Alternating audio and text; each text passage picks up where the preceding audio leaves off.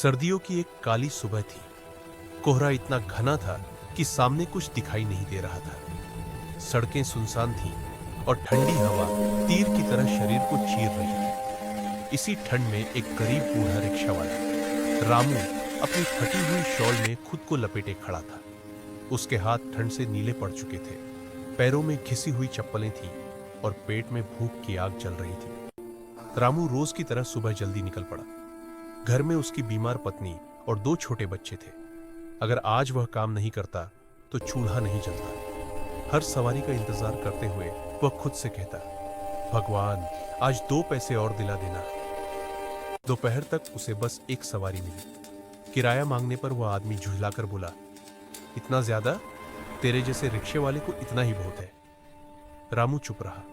उसने सिर झुका लिया और कम पैसे लेकर आगे बढ़ गया। उसकी आंखें नम थीं, लेकिन होठों पर कोई शिकायत नहीं थी। शाम ढलते ढलते ठंड और बढ़ गई। हाथ चलाने की ताकत खत्म हो रही थी। वह सोच रहा था, आज शायद बच्चों को आधा खाना ही मिलेगा। तभी सड़क किनारे एक अमीर आदमी ऊनी कोट पहने खड़ा था। रिक्शे वाले, स्टेशन चलोगे? उसकी आवाज में नरमी थी। रामू ने तुरंत रिक्शा रोका। रास्ते भर अमीर आदमी देख रहा था कि कैसे रामू कांपते हाथों से रिक्शा चला रहा है। स्टेशन पहुंचकर उस आदमी ने पूछा, कितने पैसे हुए? रामू ने डरते हुए कम किराया बताया। अमीर आदमी हैरान हुआ, इतनी ठंड में इतनी कम मेहनत आना। उसने जेब से पैसे 100 रुपए दिए, निकाले, दुगना किराया दिया और अपनी गर्म शॉल रामू के कंधों पर डाल दी। रामू फूट फूट कर रो पड़ा। उसके मुंह से बस इतना निकला, साहब आज आपने मुझे इंसान होने का एहसास दिलाया।